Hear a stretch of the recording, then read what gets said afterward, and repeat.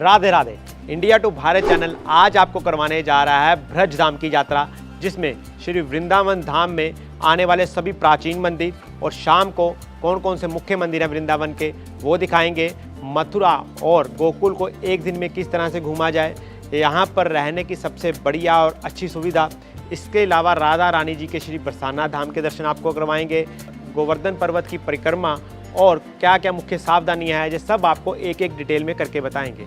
तो हमारी ब्रज की ये यात्रा होगी 4 दिन और 3 रात की। ब्रज यात्रा की जो सबसे मुख्य सावधानी कि कौन से समय में कौन सा मंदिर देखना है, क्योंकि यहाँ ब्रज की भूमि पर हर मंदिर के खुलने और बंद होने का अपना एक निश्चित समय है। और आज का जो एपिसोड होगा, जो वृंदावन अपनी कार से आ रहे हैं, खुद के निजी वाहन से आ रहे हैं, उनके लिए भी होगा, और जो वृंदावन बस से या ट्रेन से आ रहे हैं उनके लिए भी सारी जानकारी यहाँ पर बताई जाएगी। ब्रज यात्रा के लिए सबसे पहले आपको पहुँचना होता है मथुरा। मथुरा जंक्शन की जो कनेक्टिविटी है पूरे भारत से बहुत ही बढ़िया है। लगभग सभी प्रदेशों से यहाँ पर ट्रेन सीधा पहुँचती है। अगर आप मथुरा में रात को भी पहुँचते हैं, मथुरा रेलवे स्टेशन पर ही आपको वेटिंग रूम्स मिल जाएंगे, आप यहाँ पर विश्राम कर सकते हैं। मथुरा अगर आप बाई रोड आएंगे तो सड़कों की कनेक्टिविटी भी यहाँ पर बहुत ही बढ़िया है, हाईवेज बने हुए हैं। अगर आप दिल्ली पंजाब वाली साइड से आते हैं फिर तो और भी शानदार है आपके लिए, क्योंकि एक्सप्रेस वे से आपकी यात्रा यहाँ मथुरा तक होगी। और वृंदावन परिक्रमा के जो मंदिर हैं हम आपको दिखाएंगे, वो एक क्रमबद्ध तरीके से दिखाएंगे कि जो पहले सबसे पहले आता है और उसके बाद जो सबसे अंत में आता है, ताकि आपकी यात्रा सुगम हो सके, आप कम से कम समय में वृंदावन धाम के सभी प्राचीन मंदिरों के दर्शन कर सकें। तो हम अपनी ब्रज यात्रा शुरू करने लगे हैं श्री वृंदावन धाम से। आप चाहे तो मथुरा से भी कर सकते हैं, लेकिन हम पहले वृंदावन करेंगे और दूसरे दिन मथुरा और गोकुल करेंगे। तो सबसे पहले हम शुरुआत करेंगे वृंदावन परिक्रमा मार्ग में आने वाले सबसे प्राचीन मंदिरों से। तो पहले आप एक बात समझ लीजिए, जब वृंदावन परिक्रमा मार्ग है आप कहीं से भी शुरू कर सकते हैं, बस आपको ध्यान ये रखना है कि यहाँ से आपने शुरू की वहीं पर आपको आकर ख़त्म करनी है। तो आप जो वृंदावन परिक्रमा मार्ग अधिकतर लोग शुरू करते हैं वो करते हैं इस्कॉन मंदिर से। तो आप इस्कॉन मंदिर से ऑटो लीजिए और 10 रुपये देकर आप जो वृंदावन परिक्रमा मार्ग में आने वाला पहला प्रमुख मंदिर है काली देव मंदिर तक पहुंचिए और वहां से अपनी परिक्रमा मार्ग और मंदिरों को देखना शुरू कीजिए। लेकिन हम परिक्रमा मार्ग में अभी रुक चुके हैं और सबसे पहला मंदिर आता है काली देव मंदिर। यहाँ पर साथ में ही है राधा मदन मोहन मंदिर, और काली देव मंदिर में जो दूरी है वो 100 मीटर है। और ऊपर आप देख सकते हैं जहाँ से लिखा हुआ है काली देव मंदिर से जो मुख्य मंदिर है वृंदावन का बांके बिहारी मंदिर, उसकी दूरी भी यहाँ से सिर्फ 300 मीटर की है। काली देव मंदिर का जो इतिहास है वो कुछ इस तरह से है, जब भगवान श्री कृष्ण की अपने बाल सखाओं के साथ खेलते खेलते जो गेंद थी वो जमुना नदी में गिर गई थी, और जब उसे लेने के लिए वहां पर गए तो जब कालिया नाग ने उन्हें तंग करने की कोशिश की तो यहाँ पर कन्हैया ने कालिया नाग को ही जकड़ लिया था। अभी हम काली देव मंदिर दर्शन करने के बाद 100 मीटर आगे श्री राधा मदन मोहन मंदिर में पहुंच चुके हैं। ये वृंदावन का सबसे प्राचीनतम मंदिर है। जिस तरह से कालिया नाग का मंदिर भी परिक्रमा मार्ग के बिल्कुल ऊपर स्थित है, उसी तरह से श्री राधा मदन मोहन का मंदिर भी परिक्रमा मार्ग में ही है। आप मेरे पीछे देख सकते हैं, यहाँ पर परिक्रमा मार्ग में गाड़ियाँ चल रही हैं, ऑटो से लोग परिक्रमा पूरी कर रहे हैं, जहाँ कुछ एक श्रद्धालु पैदल भी जा रहे हैं। तो बिल्कुल रोड पे है ये मंदिर भी। तो चलिए अब निकलते हैं। तो इसका जो इतिहास है वो कुछ इस तरह से है कि यहाँ पर एक व्यापारी हुआ करते थे कपूर रामदास। उनकी नाव यहाँ पर फंस गई थी। जब सनातन गोस्वामी जी के मार्गदर्शन में उन्होंने इसी जगह पर अपनी नाव निकलने के बाद मंदिर बनाने का प्रण किया, तो तब उनकी नाव भी निकल गई। और उसके बाद कपूर रामदास जी ने यहाँ पर 1580 ईस्वी में इस मदन मोहन मंदिर का निर्माण करवाया। यहाँ पर जो आपको गर्भगृह में मुख्य दर्शन होंगे मदन मोहन जी के, जो भगवान श्री कृष्ण जी का ही रूप है, उसके साथ ललिता सखी और राधा रानी जी के दर्शन होंगे। बांके बिहारी जी का मंदिर, जो कि श्री वृंदावन धाम का प्रमुख मंदिर है, भगवान श्री कृष्ण के भारत के सभी मंदिरों से अलग है। बांके बिहारी का मंदिर है वो वृंदावन की तंग गलियों में से जाकर आपको गुजरना पड़ता है, और इसीलिए यहाँ पर बांके बिहारी जी को कुंज बिहारी भी कहा जाता है। यहाँ पर बांके बिहारी मंदिर में मंगला आरती नहीं होती, क्योंकि यहाँ पर ठाकुर जी की सेवा बाल स्वरूप में की जाती है। जिस तरह से बच्चे को सुबह जल्दी नहीं उठाया जाता, यहाँ पर कन्हैया की श्रृंगार आरती की जाती है। दूसरा, इस मंदिर में सब पर्दे में होता है, भोग भी पर्दे में लगता है। यहाँ पर कन्हैया जी की हर समय हर ऋतु के हिसाब से अलग अलग इत्र सेवा की जाती है, अलग अलग महीने के हिसाब से अलग अलग इत्र है। और बांके बिहारी मंदिर की एक और प्रमुख विशेषता है कि यहाँ अंदर किसी भी तरह की कोई रोशनी नहीं है। जो भोग भी लगाया जाता है, जो प्रभु को सेवा भी दी जाती है, वो एक दीपक की रोशनी में की जाती है। और बांके बिहारी नाम इसलिए पड़ा है क्योंकि बांके बिहारी का मतलब होता है 3 जगह से टेढ़ा। बांके का मतलब ये भी है कि 3 तरफ से टेढ़ा, कमर से भी, टांग से भी और गर्दन से भी, इसलिए यहाँ पर बांके बिहारी नाम है। क्या बात है। दो नाम है इसके। बांके मतलब 3 तरफ से टेढ़ा भी बोलते हैं और बांके मतलब बाल स्वरूप। और शरद पूर्णिमा के दिन, जिस दिन चंद्रमा को 16 कलाओं से परिपूर्ण माना जाता है, उस दिन कन्हैया एक दिन के लिए पूरे वर्ष में बांसुरी धारण करते हैं। तो अभी हमने बांके बिहारी मंदिर के दर्शन कर लिए हैं। इसके बाद वृंदावन का अगला मुख्य तीर्थ स्थल है, वो है राधा वल्लभ। राधा वल्लभ दर्शन दुर्लभ, ऐसा यहाँ पर इस मंदिर के लिए इसलिए कहा जाता है क्योंकि जितनी देर भी आप इस मंदिर के दर्शन ड्योढ़ी में रहेंगे, आप देखेंगे कि 1 सेकंड के लिए पर्दा आ जाता है और 1 सेकंड के लिए पर्दा फिर से निकाल दिया जाता है राधा वल्लभ जी के दर्शन करने के लिए। जो हित प्रेमानंद जी है वो राधा वल्लभ संप्रदाय से ही आते हैं, इसलिए राधा वल्लभ दर्शन दुर्लभ। ये ठाकुर जी की, राधा रानी की कब तुम्हारे ऊपर कृपा हो जाए तब उस वक्त दर्शन होंगे। आप जो चाहो कि मुझको तुरंत राधा वल्लभ जाना है, दर्शन करना है, ये आप मेरे ऊपर है, ये ऐसा गुमान नहीं करना। राधा वल्लभ के दर्शन तो कोई बिरला ही होगा, उसको ही प्राप्त हो पाते हैं। हर किसी को सहज प्राप्त नहीं होता। आया पर्दा आ गया, अरे राधा वल्लभ का पर्दा आ गया, मेरे टाइम में देर हो रही, चला गया। तो अभी राधा वल्लभ के दर्शन भी हमने कर लिए। अब हम जाएंगे वृंदावन के एक और प्रमुख मंदिर निधिवन के दर्शन करने के लिए। बांके बिहारी से जो निधिवन की दूरी है वो लगभग 800-900 मीटर की है। आप पैदल भी जा सकते हैं और 10 रुपये ऑटो देकर भी आप जा सकते हैं। जब आप बांके बिहारी की गलियों में से गुजरते हुए निधिवन की तरफ जाएंगे तो यहाँ पर आपको खाने की बहुत सारी दुकानें मिलेंगी। यहाँ पर आप थोड़ी देर विश्राम करके अपने लिए कुछ खा भी सकते हैं।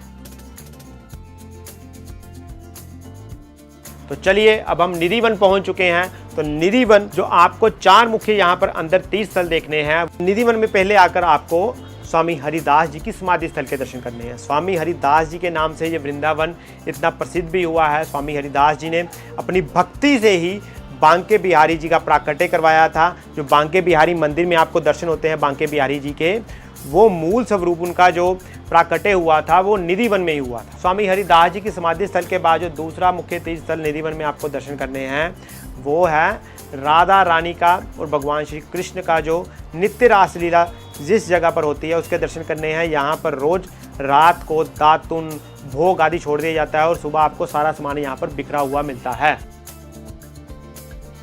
और तीसरे यहाँ पर निधिवन में आपको दर्शन करने हैं तुलसी के हजारों वृक्षों के, जो बिना पानी के बिना जड़ के भी बिल्कुल हरी हैं। ये किसी चमत्कार से कम नहीं है।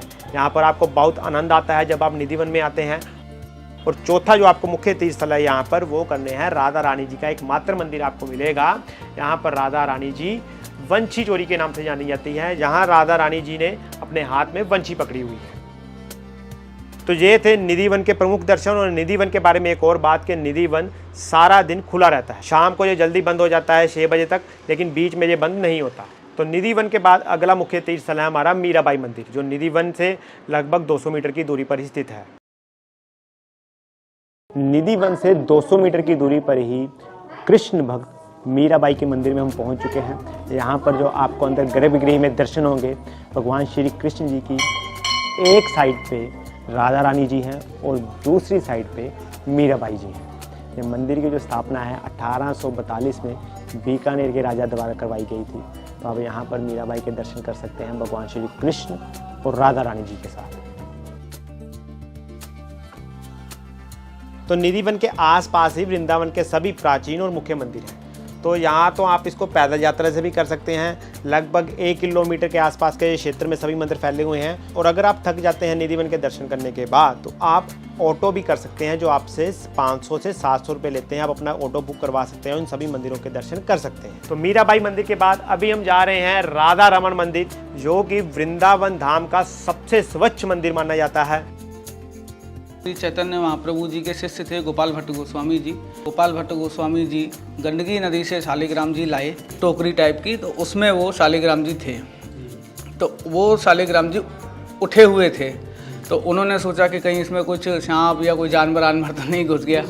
तो फिर उन्होंने वो खोल के देखा तो 12 उंगल के राधा रमन जी, तो राधा रमन जी का साइज 12 उंगल है, 8 ये और 4 ये। यहाँ आपको बाहर का कुछ नहीं चढ़ता है प्रसाद। यहाँ जितना भी प्रसाद ठाकुर जी जो पाते हैं सब मंदिर का ही रहता है। यहाँ पे रसोई में बना हुआ रहता है। आपको जो भी चीज़ें मंदिर 56 भोग जितना भी बनता है ठाकुर जी का सब यही बनता है। 56 भोग, बाहर का कुछ भोग नहीं लगता।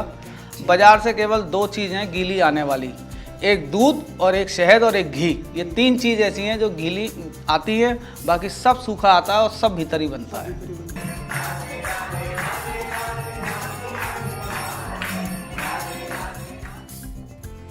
तो राधा रमन मंदिर से 300 मीटर की दूरी पर अब हम जाएंगे। यहाँ पर महादेव का एक ऐसा मंदिर है जो पूरे भारत में आपको कहीं पर भी नहीं मिलेगा, क्योंकि यहाँ पर महादेव जी भगवान श्री कृष्ण की रासलीला देखने के लिए गोपी बनकर आए थे। तो इसीलिए वृंदावन धाम में महादेव जी को कहा जाता है गोपेश्वर महादेव मंदिर। बहुत ही आनंदित कर देने वाला वो क्षण होता है जब आप महादेव के इस रूप के दर्शन करते हैं। तो वृंदावन धाम के दर्शन करते हुए आपको एक बात का बहुत ही अच्छे से ध्यान रखना है, और वो है यहाँ की वानर सेना का। आपको पता भी नहीं लगेगा कब आपकी वो ऐनक या टोपी उठाकर ले जाते हैं। और सबसे बढ़िया बात, वो टोपी और ऐनक आपको तब वापस देंगे जब उनको आप फ्रूटी जहाँ कुछ खाने के लिए देंगे। तो अब बात करें निधि वन के अगले प्रमुख मंदिर की, जो कि है गोविंद देव जी मंदिर। तो अभी हम वृंदावन के गोविंद देव मंदिर में पहुंच चुके हैं। किसी समय में जब वृंदावन का सबसे ऊंचा और भव्य मंदिर था। यह मंदिर का जो निर्माण है 1590 ईस्वी में जयपुर के मानसिंह द्वारा करवाया गया था, लेकिन औरंगजेब के समय में जब इस पर आक्रमण हुआ तो ये 7 मंजिला मंदिर अभी 1 मंजिला का रह गया है। तो अंदर चलकर इस मंदिर के इतिहास के बारे में जानते हैं। गोविंद देव मंदिर की कारीगरी देखने लायक है। ये लाल पत्थर से बना हुआ है। किसी समय में गोविंद देव मंदिर की जो 7वीं मंजिल है उस पर दिए जलते रहते थे, जिसमें कि लगभग 550 किलो घी डाला जाता था। गोविंद देव मंदिर के बिल्कुल सामने है वृंदावन का सबसे रिचेस्ट टेम्पल, जिसका नाम है रंगजी मंदिर। रंगजी मंदिर का जो निर्माण है, जो इसका इतिहास है, वो कुछ इस तरह से है कि जो एक व्यापारी था जिसका नाम था मथुरा सेठ, उसने इस मंदिर का निर्माण करवाया जब उसको 65 वर्ष की उम्र में संतान प्राप्ति हुई। और आज भी इस मंदिर में 500 किलो का गरुड़ स्तंभ आपको दर्शन देते हुए दिखाई देगा, जो कि मथुरा सेठ ने अपनी मां की याद में बनवाया। ये मंदिर बहुत विशाल है। आपको इस मंदिर को दर्शन करने में ही लगभग आधे घंटे का समय लग जाता है। इस मंदिर के 3 प्रवेश द्वार आगे से हैं और 7 प्रवेश द्वार पीछे से हैं। गोविंद देव मंदिर को सोने के खंभे वाला मंदिर भी कहा जाता है। तो चलिए अब गोविंद देव मंदिर के बाद वृंदावन के एक और ऐतिहासिक मंदिर के दर्शन करते हैं, जिसका नाम है टटिया स्थान। ये बहुत ही खास मंदिर है। वृंदावन आने वाले श्रद्धालुओं को इस मंदिर को जरूर देखना चाहिए। तो अभी हम टटिया स्थान में पहुंच चुके हैं, जो वृंदावन के सबसे प्रभावशाली तीर्थ स्थलों में से है। गुरु हरिदास जी की जी तपोस्थली रही है। टटिया स्थान यहाँ पर इसलिए इसको बोला जाता है क्योंकि यहाँ पर किसी भी तरह की कोई चारदीवारी नहीं है। सिर्फ बांस की खपच्चियाँ मेरे पीछे देख सकते हैं, वो लगाई गई हैं। बिल्कुल खुला एरिया है, बहुत बड़ी विशाल तपोभूमि है। तो ये सभी के सभी मंदिर है जो वृंदावन परिक्रमा मार्ग में आने वाले हैं, जो आपके 5 से 6 घंटे में पूरे हो जाएंगे। उसके बाद 2 बजे के करीब आप अपने होटल में, जहाँ पर भी आप रह रहे हैं, वहाँ पर जाकर आप विश्राम कीजिए और फिर शाम के समय निकलिए। अब बात करते हैं ब्रज यात्रा के दौरान रहना कहाँ पर चाहिए। तो हमने अपनी सभी रातें वृंदावन धाम में गुजारी थी। ऐसा इसीलिए कि वृंदावन में एक स्थान से दूसरे स्थान तक जाने के लिए बहुत ही आसानी से सुविधा आपको उपलब्ध रहती है। आपने मथुरा, बरसाना, गोवर्धन पर्वत कहीं पर भी जाना हो।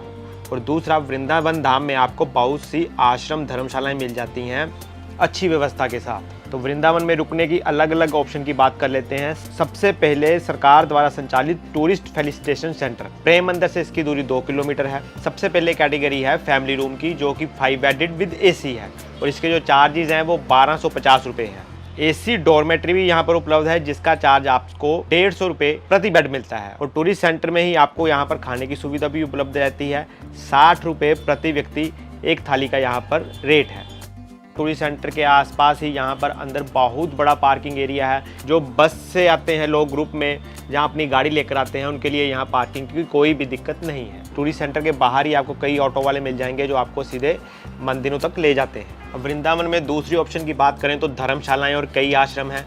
तो सबसे बढ़िया तरीका है कि आप प्रेम मंदिर के आसपास ही धर्मशालाएं लें। वहाँ पर जो आपको चार्जेस मिलता है नॉन एसी का 500 से 700 रुपये है, और एसी धर्मशाला अगर आप लेते हैं तो वो 700 से 1000 रुपये के बीच में मिल जाता है। तो हम नंबर भी शेयर कर देंगे साथ साथ जिस धर्मशाला में ऑनलाइन बुकिंग की सुविधा है। तो इसके अलावा रमन रेती रोड है जो प्रेम मंदिर से बांके बिहारी मंदिर के बीच में आता है, तो रमन रेती रोड पर भी आपको कई बढ़िया धर्मशालाएँ मिल जाएंगी। फोगला आश्रम में जो रूम चार्जेज हैं वो है 500 रुपये पर रूम, जिसमें 2 व्यक्ति रह सकते हैं। अगर आप फैमिली के साथ आ रहे हैं तो 700 से 800 रुपये पर रूम का मिल जाता है आपको यहाँ फोगला आश्रम में ही। फोगला आश्रम में ही यहाँ पर खाने की व्यवस्था भी बहुत बढ़िया है, आपको नीचे खाना खिलाया जाता है 70 रुपये प्रति व्यक्ति के हिसाब से।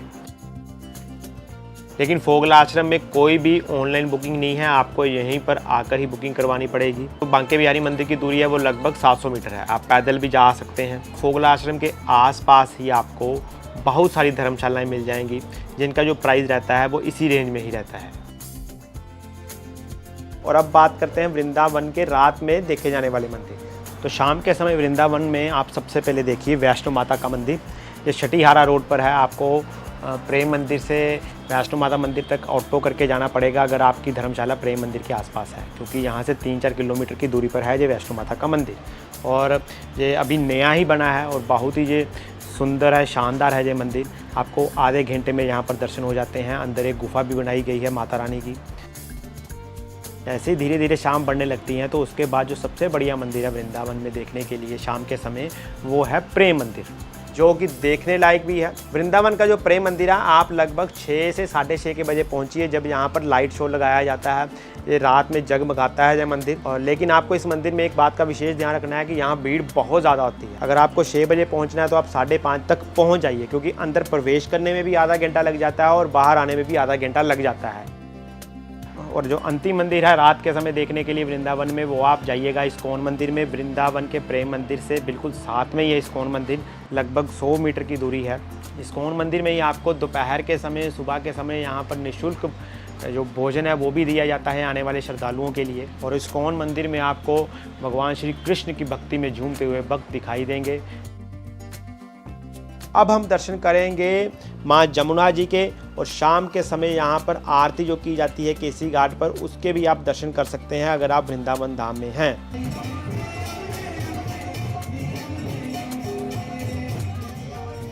इसके अलावा वृंदावन के जो बाहरी सर्कल में मंदिर है वो भी आप देख सकते हैं, जिनमें से प्रमुख है बांडीर वन। बांडीर वन आप ज़रूर जाइएगा अगर आपके पास समय होगा उसी दिन का। बांडीर वन का जो डिस्टेंस है वृंदावन से वो लगभग 10 किलोमीटर है।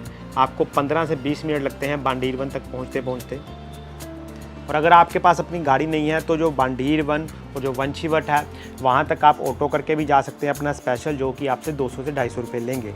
बांडीर वन में सबसे प्रमुख आता है श्री राधा और कृष्ण जी की विवाह स्थली। जी हाँ, श्री राधा और कृष्ण जी की विवाह स्थली है जो, वहाँ पर जाकर आप दर्शन कीजिए। वहीं पर आपको भगवान श्री कृष्ण बिल्कुल नए रूप में मिलेंगे। उनके हाथ में आपको सिंदूर दिखेगा जो वो राधा जी की मांग में भर रहे हैं। इसके अलावा बांडीर वन के साथ ही वंशीवट आता है। यहाँ पर भगवान श्री कृष्ण गऊओं को चराने आते थे और वंशी बजाया करते थे। और जिस पेड़ के नीचे कन्हैया बांसुरी बजाया करते थे अपनी गाय माता के लिए, आज भी वहाँ पर जो पेड़ लगा हुआ है उसमें से अगर आप बड़े ध्यान लगाकर सुनेंगे तो आपको डम डम की आवाज़ आती है। वंशीवट के बिल्कुल साथ में ही यहाँ पर बहुत से संतों की कुटियाँ हैं, आप उनके भी दर्शन अवश्य कीजिए। यहीं पर गायों के लिए गौशाला भी हैं, वहाँ पर आप उनको चारा भी खिला सकते हैं। तो ये तो हो गया वृंदावन धाम के संपूर्ण दर्शन। तो अब बात करेंगे डे 2 की, यानी कि यात्रा का दूसरा दिन, जो कि अभी हम जाएंगे मथुरा में। तो सबसे पहले आप जल्दी उठिए। क्यों? क्योंकि दोपहर के समय यहाँ अधिकतर मंदिर बंद रहते हैं 12 से 4 बजे तक। तो सबसे पहले हमने वृंदावन से मथुरा के लिए ऑटो लेना है या बस लेनी है।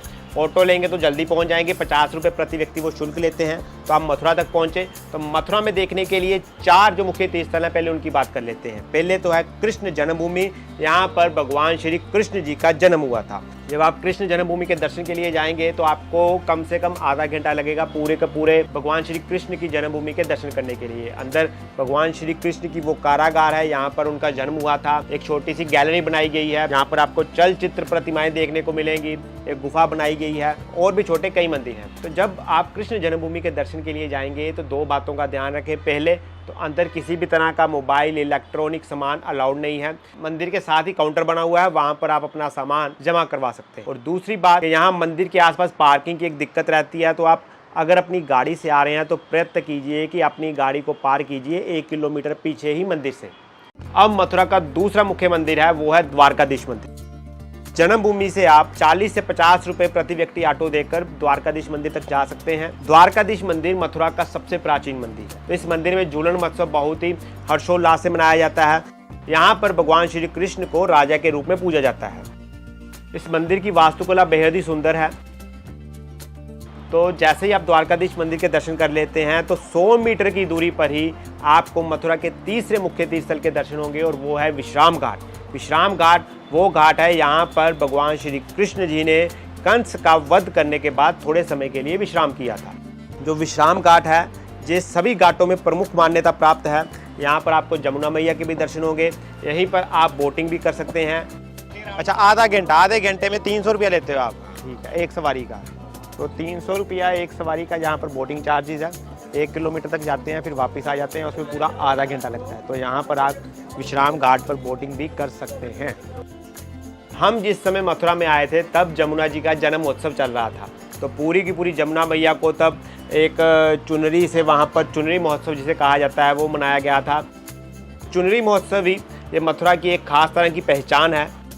इसके अलावा मथुरा में चीरहरण घाट है, वो भी आप देख सकते हैं। चौथा मुख्य तीर्थ स्थल जो मथुरा में है वो है कंच किला। अधिकतर समय ये बंद ही रहता है, लेकिन अब बाहर से इस किले को देख सकते हैं। अगर किसी भक्तगण को मथुरा में रुकना है तो मथुरा जन्मभूमि के पास ही आपको यहाँ पर जन्मभूमि ट्रस्ट द्वारा यहाँ पर कमरे दिए जाते हैं। बिल्कुल मंदिर के पास में ही है। 500 से लेकर 1000 रुपये के बीच में उनका शुल्क रहता है। तो ये तो हो गई मथुरा के 4 मुख्य तीर्थ स्थलों के दर्शन, जिसमें आपको समय लगता है लगभग 2 से 2.5 घंटे का। तो इसके बाद अब हम जाएंगे मथुरा से गोकुल धाम की तरफ, जो कि हमारा तीसरा मुख्य तीर्थ स्थल है ब्रज यात्रा में। तो चलिए अब बात करते हैं गोकुल धाम की। तो मथुरा से जो गोकुल की दूरी है वो लगभग आधे से पौना घंटा आपको लगता है। अगर तो आप शेयरिंग ऑटो में जाते हैं आपसे 50 से 60 रुपये लिए जाते हैं, लेकिन अगर आप अपना पर्सनल ऑटो बुक करते हैं, अगर आप फैमिली के साथ हैं, तो आपसे 300 से 350 रुपये लिया जाता है। तो गोकुल धाम में देखने वाले मुख्य तीर्थ स्थल हैं 84 खंबा मंदिर, रमन रेती, चिंताहरण महादेव, चौथा ब्रह्मांड घाट, 5वां बलदेव जी का मंदिर। तो गोकुल घूमने का जो मैं आपको तरीका बताने वाला हूँ वो कुछ इस तरह से है कि गोकुल में रमन रेती जो है वो 12 से 4 बजे तक बंद रहता है। तो हम जैसे मथुरा में सुबह देखा है तो हम लगभग 12-1 बजे के करीब गोकुल में पहुँचेंगे। तो आप ऐसे करें कि गोकुल के रमन रेती को छोड़ के बाकी के सभी मंदिरों के दर्शन कर सकते हैं, क्योंकि बाकी के सभी तीर्थस्थल खुले रहते हैं। और फिर जब 4 बजे तक रमन रेती खुल जाएगा तो उसके बाद आप रमन रेती के दर्शन कर लीजिए। साय के समय रमन रेती देखने के 2 फायदे हैं। एक तो शाम के समय जो माहौल होता है बहुत ही मनमोहक होता है, और उसके साथ साथ आपको जो यहाँ पर विशेष रूप से हाथियों द्वारा आरती की जाती है वो भी आपको देखने को मिलेगी। तो सबसे पहले हम गोकुल में जाएंगे नंदगांव 84 खंबा मंदिर। अगर तो आप अपनी गाड़ी से आ रहे हैं गोकुल में तो आपको हर तीर्थ स्थान के बाद यहाँ पर पार्किंग की अच्छी सुविधा देखने को मिलेगी। 84 खंबा मंदिर में जाकर आप 84 खंभों के दर्शन कीजिए। भगवान श्री कृष्ण जी ने अपने बचपन के पहले 2.5 साल बिताए थे वो गोकुल के इसी नंदगांव में ही बिताए थे। तो एक तरह से यहीं पर माँ यशोदा अपने कन्हैया जी के लिए जो माखन है वो निकाला करती थी। तो यहाँ भगवान ने लूट लूट के माखन खाया है घर में। तो मैया गोपियाँ मारने के लिए पीछे दौड़ी है, तो भगवान हाथ कपड़े की बजाय ये खंभों से पहुँचे। आप खंभों को टच करेंगे तो सारे खंभे यहाँ आपको चिकने मिलेंगे जी। ये भगवान श्री कृष्ण का घर है। इस घर में ये खंभे और ये अंदर वाली छत जी, ये 5281 वर्ष पुरानी कारीगरी बताई जाती है। 5281 वर्ष पुरानी कारीगरी। आप काउंट करेंगे तो 84 नहीं होंगे। ठीक है, वैसे कितने हैं काउंट करेंगे तो कितने होते हैं? कभी 81 हो जाते हैं, कभी 80 हो जाते हैं, कभी 75 हो जाते हैं, आगे पीछे होता रहता है जी। पर आप 84 काउंट नहीं कर पाएंगे, ये चमत्कार है। यहाँ भगवान ने जो लूट के माखन खाया है ना भैया, वो इन्हीं खंभों से पहुँचा है। यहाँ हर खंभा आपको अलग अलग डिजाइन में मिलेगा, सेम नहीं है। क्यों? क्योंकि 84 लाख योनियाँ विभिन्न है। तो एक तरह से ये भगवान श्री कृष्ण जी का प्रथम और सबसे प्राचीन घर है। अब बात करें गोकुल के दूसरे मुख्य तीर्थ स्थल की, जो कि है ब्रह्मांड घाट। जो इसकी दूरी है 84 खंबा से वो लगभग 1.5 किलोमीटर की है। ब्रह्मांड घाट वे स्थान है यहाँ पर कन्हैया जी ने यशोदा जी को ब्रह्मांड के दर्शन करवाए थे। खेलते खेलते कन्हैया जी ने अपने मुख में मिट्टी डाल ली थी। तो जब माँ यशोदा जी ने उन्हें अपना मुख खोलने के लिए बोला तो कन्हैया ने जब अपने मुख को खोला तो माँ यशोदा डर भी गई और हैरान भी रह गई, क्योंकि माँ को उस समय कन्हैया के मुंह में पूरे का पूरा ब्रह्मांड दिखा था। और यहाँ ब्रह्मांड घाट में आपको मिट्टी के रूप में छोटे छोटे जो लड्डू होते हैं, जमुना जी की जो माटी है वो प्रसाद दिया जाता है। ब्रह्मांड घाट से अभी हम आगे जाएंगे, 1 किलोमीटर पे है चिंताहरण महादेव मंदिर। तो इसका जो इतिहास है वो कुछ इस तरह से है कि जब मिट्टी खाली थी कन्हैया जी ने, तो माँ यशोदा चिंतित हुई और उसके बाद उन्होंने भगवान शंकर की पूजा की। और यहाँ पर भगवान शंकर ने जब उन्हें दर्शन दिए, तब भगवान शंकर ने माँ यशोदा को भगवान श्री कृष्ण के असली वास्तविक स्वरूप के बारे में बताकर उनकी चिंता हर ली। तो इसीलिए यहाँ पर महादेव जी चिंताहरण महादेव के नाम से जाने जाते हैं। जब आप इस शिवलिंग के दर्शन करेंगे तो बड़े ध्यान से देखने पर आपको पता लगेगा कि इस शिवलिंग पर ही 1000 शिवलिंग प्रकाशित हुए पड़े हैं। तो ये एक तरह से बिल्कुल अलग विचित्र शिवलिंग है यहाँ पर, तो इसके दर्शन भी आप जरूर कीजिए। तो सबसे पहले बात कर लेते हैं कि रमन रेती में आपको आकर देखना क्या क्या है। पहले तो यहाँ पर ब्रज की रज की जो महिमा आपको देखने को मिलेगी। यहाँ पर भक्तगण आपको मिट्टी में लोट पोट होते हुए दिखाई देंगे। और इस मिट्टी की जो विशेषता है कि आप जितनी मर्जी माटी या ब्रज की रज को अपने चेहरे पर, अपने सिर पर फेंक लीजिए, ये बिल्कुल भी आपके साथ चिपकती नहीं है, ये सारी की सारी उतर जाती है। और यहाँ का जो वातावरण है वो इतना आनंदित है। यहाँ पर जो श्रद्धालु है भगवान कृष्ण के, उनके याद में वो आज भी इस मिट्टी में लौटते हैं। मेरे पीछे आप देख सकते हैं इतना ज़्यादा यहाँ पर जो माहौल बना हुआ है, बहुत ही बढ़िया। मैं इसको शब्दों में भी बयान नहीं कर सकता, मैं खुद भी इस माहौल में गदगद हो चुका हूँ। आप यहाँ पर आकर ही इस माहौल का जो है वो अनुभव कर सकते हैं। दूसरा, यहाँ पर बिहारी जी के दर्शन होंगे आपको। रमन रेती वो स्थान है यहाँ पर भगवान श्री कृष्ण बचपन में अपने दोस्तों के साथ खेला करते थे, मिट्टी में लोट पोट हुआ करते थे। तो इसीलिए यहाँ पर जो बिहारी जी का मंदिर है उसे रमन बिहारी कहा जाता है। तो इस मंदिर के जैसे ही आप दर्शन करेंगे, यहाँ पर जो भीड़ है वो इतनी मंत्र मुग्ध कर देने वाली होती है। 24 घंटे लगातार बिहारी जी की रास लीलाओं का भजन होता रहता है। पूरे जो श्रद्धालु है वह झूम रहे होते हैं भगवान श्री कृष्ण जी की लीला में।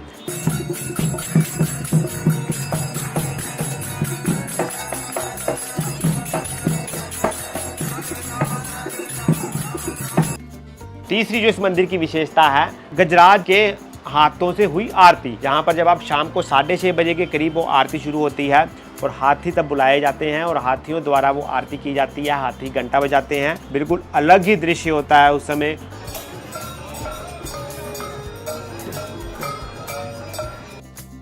तो रमन रेती में ही आपको 2 सरोवरों के भी दर्शन होंगे। रमन रेती बहुत बड़ा है, यहाँ पर गौशाला के भी आपको दर्शन होंगे। इस तरह से जब आप रमन रेती में आएंगे तो रमन रेती में आप 1 से 1.5 घंटा बड़े ही आराम से यहाँ पर व्यतीत कर सकते हैं। और ये जीवन में आपके बहुत ही प्यारे क्षणों में हमेशा हमेशा के लिए अंकित हो जाएगा। बात कर लेते हैं डे 3 की, जिसमें हम जाएंगे गोवर्धन, बरसाना धाम और नंदगांव में। वृंदावन से जो गोवर्धन की दूरी है वो लगभग 24 किलोमीटर है। अगर आप बस से जा रहे हैं तो पौना घंटा लगेगा, अगर आप अपनी गाड़ी से जा रहे हैं तो आधा घंटा लगेगा। तो गोवर्धन अगर आप जाएंगे तो यहाँ वृंदावन से आपको दोनों ही ऑप्शंस उपलब्ध रहती हैं। बसें यहाँ से 6 बजे से चलना शुरू हो जाती है गोवर्धन के लिए, और गोवर्धन परिक्रमा यहाँ से शुरू होती है। उसके बिल्कुल 100 मीटर की दूरी पर ही गोवर्धन का बस स्टैंड है। और दूसरी ऑप्शन यहाँ पर रहती है कि आपको यहाँ पर टैक्सी वाले भी मिल जाते हैं जो आपको गोवर्धन, श्री बरसाना धाम और नंदगांव की यात्रा करवाकर वापसी में वृंदावन ही छोड़ देते हैं। और जो उनका चार्ज रहता है वो 2500 से 3000 के बीच में रहता है। तो अब बात करते हैं श्री गोवर्धन राज्य की परिक्रमा के बारे में। टोटल जो 21 किलोमीटर की परिक्रमा है। छोटी परिक्रमा और बड़ी परिक्रमा मिलाकर आपको 5 से 6 घंटे लगेंगे अगर आप पैदल यात्रा से जाएंगे। यहाँ पर ऑटो की सुविधा भी रहती है, तो ऑटो वाले आपसे 100 से 150 रुपये प्रति व्यक्ति लेंगे। अगर अपना समय बचाना चाहते हैं, जहाँ आपके पास समय की कमी है, तो आप ऑटो करके भी जा सकते हैं। तो यहाँ पर जो मुख्य स्थान आएंगे गोवर्धन परिक्रमा में, सबसे पहले आता है धान घाटी मंदिर। यहाँ से इसकी यात्रा शुरू होती है। धान घाटी मंदिर बस स्टैंड से 100 मीटर की दूरी पर है। तो पहला स्थान है धान घाटी मंदिर। उसके बाद आता है पूंछड़ी का लोटा। फिर जो तीसरा मुख्य स्थान है मुखारविंद मंदिर है। यहाँ पर प्रभु श्री कृष्ण जी ने गोवर्धन पर्वत को अपनी कनिष्ठ उंगली पर उठाया था। मुखारविंद मंदिर में जो आपको गोवर्धन पर्वत के साक्षात दर्शन भी करवाए जाते हैं और दूध और दही से यहाँ पर गोवर्धन पर्वत का अभिषेक भी किया जाता है। जब इंद्रदेव ने लगातार 7 दिन तक बादल बरसाए थे, तो इसी जगह पर ही भगवान श्री कृष्ण ने सभी ब्रजवासियों की रक्षा के लिए गोवर्धन पर्वत को उठा के रखा था। दूसरा मुख्य स्थान है राधा कुंड। राधा कुंड का जो इतिहास बताया जाता है कि यहाँ पर 2 कुंड है, एक को राधा कुंड कहा जाता है और दूसरे को कृष्ण कुंड कहा जाता है, और दोनों की जो आकार है वो अलग अलग हैं। भैया राधा रानी की तरह ही राधा कुंड बिल्कुल एक सीधे आकार में है, और भगवान श्री कृष्ण की तरह ही नटखट ये कन्हैया कुंड अलग अलग जगह से अलग अलग आकार लिए हुए हैं। तो यहाँ पर कहा जाता है कि राधा रानी अपनी सखियों के साथ स्नान के लिए आती हैं।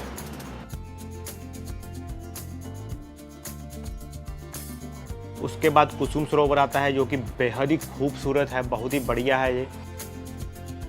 5वां आता है मानसी गंगा। तो इस तरह से आप गोवर्धन परिक्रमा कर सकते हैं। अगर आप ऑटो से कर रहे हैं तो आपको 1 से 1.5 घंटा लगेगा। तो उसके बाद अभी गोवर्धन वाले रास्ते से ही आगे बरसाना की तरफ निकलेंगे। बरसाना क्षेत्र जिसका संबंध राधा रानी जी के साथ जुड़ा हुआ है, और उससे आगे नंदगांव है जो कि भगवान श्री कृष्ण का घर है। हमने गोकुल में भी नंदगांव के दर्शन किए थे, वहाँ पर श्री कृष्ण जी ने अपने जीवन के पहले 2.5 साल बिताए थे। और आज हम जिस नंदगांव में जाएंगे, यहाँ पर प्रभु श्री कृष्ण ने 2.5 साल के बाद यहाँ पर अपना बचपन बिताया था। तो मेरे पीछे आप देख सकते हैं कि यहाँ गोवर्धन 5 किलोमीटर है, यहीं से बरसाना के लिए रास्ता निकलता है 22 किलोमीटर है यहाँ से। अगर तो आप वृंदावन धाम से आ रहे हैं, जिस दिन गोवर्धन की यात्रा आप करेंगे उसी दिन आप बरसाना और नंदगांव की यात्रा भी एक दिन में कर सकते हैं। तो श्री बरसाना धाम में मुख्यतः आपको जो तीर्थ स्थल देखने हैं, पहले सबसे पहले आता है राधा रानी जी का मंदिर। यहाँ पर आपको सीढ़ियाँ चढ़नी पड़ेंगी, लगभग 200 से 250 सीढ़ियाँ हैं। अगर कोई वृद्ध व्यक्ति है तो उसके लिए यहाँ पर पालकी का इंतज़ाम भी किया जाता है। 300 से 500 रुपये उसका चार्ज लगता है। राधा रानी जी का जो मंदिर है वो बहुत ही ऊंचाई पर स्थित है। ऊपर जाकर जो आपको पूरे के पूरे बरसाना धाम का दृश्य देखने को मिलता है वो बहुत ही बढ़िया और बहुत ही मनमोहक होता है। इसके अलावा यहाँ पर बरसाना में ही कीर्ति मंदिर है, ललिता मंदिर है जो राधा रानी जी की सखी थी। ललिता मंदिर माना जाता है कि वहीं पर ललिता जी ने तप साधना की थी। तो बरसाना धाम से 8 किलोमीटर पर अगला जो मुख्य तीर्थ स्थल है वो है नंदगांव। अभी नंदगांव हम पहुंच चुके हैं। जिस तरह से बरसाना में जो राधा रानी जी का मंदिर था उसकी गलियां भी काफ़ी तंग थी, उसी तरह से नंद बाबा का जो घर है ये भी काफ़ी तंग गलियों से होकर गुजरता है। तो चलिए अब अंदर जाकर दर्शन करते हैं। तो यहाँ पर आपको नंद बाबा का घर मिलेगा, पूरे के पूरे परिवार की यहाँ पर पूजा की जाती है। नंद बाबा का जो प्राचीन घर था वो गोकुल ही था। गोकुल में श्री कृष्ण 2 साल 3 दिन तक रहे। गोकुल और मथुरा पास पास में। मथुरा से पहले पूतना गई जब श्री कृष्ण 10 दिन के थे। तृणावत गया, शक्टासुर गया। नंद बाबा ने अपना घर आंगन, प्राचीन घर श्री कृष्ण की सुरक्षा के लिए छोड़ दिया। ये जो स्थान है ये शंकर जी का पर्वत है, नंदीश्वर पर्वत के नाम से जाना जाता है। और इस पर्वत पे एक महात्मा थे जिन्होंने यहाँ तपस्या की, कंस के लिए श्राप दिया, कोई भी असुर दानव आएगा पत्थर हो जाएगा। यहाँ कंस नहीं चढ़ता है। तो कंस ने 2 राक्षस भेजे हाउ बिलाऊ नाम के, जैसे ही पत्थर के बने तो नंद बाबा निश्चित हो गए। तब इस गांव को बसाया, जब इस गांव का नाम पड़ा नंदगांव। यहाँ रहे श्री कृष्ण 9 साल 49 दिन। तो ये नंदगांव है। और फिर उसके बाद जो अगला मुख्य तीर्थ स्थल है नंदगांव से 4 किलोमीटर पर है कोकिला धाम। यहाँ पर भगवान शनि देव जी, उन्होंने प्रभु श्री कृष्ण जी की जो तपस्या की थी, तो ये एक बहुत ही मुख्य धाम है ब्रज यात्रा में। यहाँ पर अगर आप आते हैं तो आपकी शनि की जो 7.5 है सदा सदा के लिए ख़त्म हो जाती है। ये लीला यहाँ की का भगवान श्री कृष्ण ने यहाँ कोयल बन करके रास किया। अच्छा, तो इसलिए इसका नाम पड़ा कोकिलावन। ठीक है। पूरे ब्रजमंडल में भगवान श्री कृष्ण ने जहाँ जहाँ जैसी जैसी लीला की वैसी वैसी स्थलियों के नाम पड़े जी, और भगवान के भी नाम वैसे ही पड़े। और शनिदेव जी के साथ क्या इतिहास है इसका? शनिदेव जी के साथ में इतिहास ये है कि भगवान श्री कृष्ण के दर्शन करने के लिए श्री शनिदेव नंदगांव पधारे थे जी। और नंदगांव में मैया ने जब भगवान शनिदेव को देखा, मैया बोली तो तुम्हें दर्शन ना कराऊंगी बिल्कुल, और कदाचित मैंने तुम्हें पे लाला के दर्शन कराए थे तो तेरी वक्र दृष्टि में लाला पे पड़ जाएगी। वक्र दृष्टि माने? वक्र, भगवान की जो वक्र दृष्टि है शुभ नहीं होती, ऐसा सुन रखा था मैया ने। यहाँ तो ना मैया खड़ी है, मैं तुम्हें दर्शन दूंगा कोकिलावन में। तो शनिदेव भगवान यहाँ आए और यहाँ खूब तपस्या करी। और दूसरी बात ये, भगवान श्री शनिदेव का ये तपस्थली भी है कोकिलावन। अच्छा, यहाँ की बड़ी महिमा है। देखो भगवान ने राज किया तो कोकिलावन, शनिदेव भगवान ने तपस्या की तो तपस्थली। तो यह थी हमारी ब्रज यात्रा की संपूर्ण जानकारी। अगर आपको कुछ भी पूछना है तो आप नीचे कमेंट सेक्शन में जाकर पूछ सकते हैं। राधे राधे, हरे कृष्णा।